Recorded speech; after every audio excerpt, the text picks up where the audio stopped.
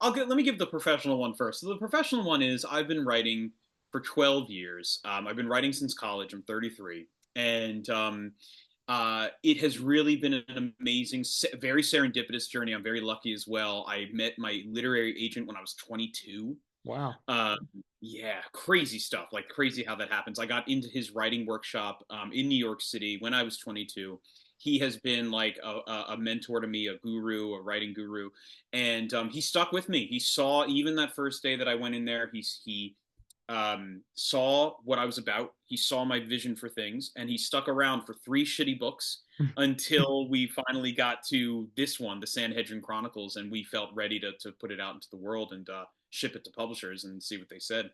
So that's the professional journey, right? Yeah. And of course, you say the typical things, which is true, which is 100% true. My wife stood by me as I Yeah. was writing, and you can picture the Hollywood drama, like, Jeremy, come, come back to bed. And it's like, no, I'm Yeah. writing, all that, right? Yeah. Um, 100% true. But that's more of the typical answer. The funny answer is that I had these stories in my head when I was a teenager, like all through my childhood and when I was a teenager. And here's the thing, I kind of didn't have the discipline to write. Mm. I kind of didn't have the mental fortitude to sit in front of a screen and just type it out and Yeah. just get it out there when I was 16, 17, 18. I'm not like Mary Shelley, who's like putting it out there Yeah. when she's 23 years old. You know what I mean? Yeah. And so, but the stories were there. So what to do? So I literally would perform for myself, like an audience of one. I would perform one man shows in my room where I'd be acting out these stories and these scenes, and I'd literally be like making sound effects and stuff. And I'd close my door and put on these performances. My family was like, "What is wrong with you? Like, what is going on over there? We hear noises through the wall. Are you okay?" I mean, a teenage boy with the door closed, who knows Yeah. what could be happening? You know what I mean?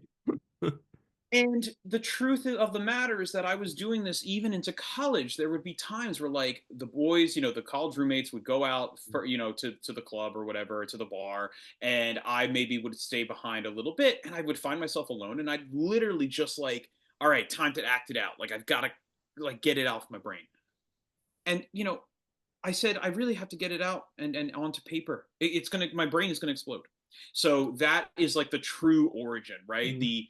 The stories became more sophisticated in my head, and it came to a point when I said to myself, you have to do something, or Yeah. else you're just gonna be a weirdo. You're just Yeah. gonna be 40 years old, just like spinning around in your room, letting these stories kind of like go, Yeah. go whack people up here.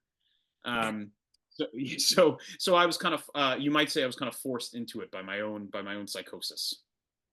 Cool. Yeah. No, I know what it's like having ideas wrapping around your head. Like, I mean, I can't read all that much Mm, mm, because I read a few lines and then my mind wanders. What if this happened? What hmm if that? Well, that might. A good story would be like this, and then it's just like right. you've read an entire page and you haven't read an entire page.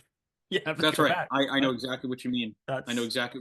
Yeah, because when you're an artist, and you're consuming art, you're constantly digesting it through the mm, lens of what would I do? How yeah, would I do this?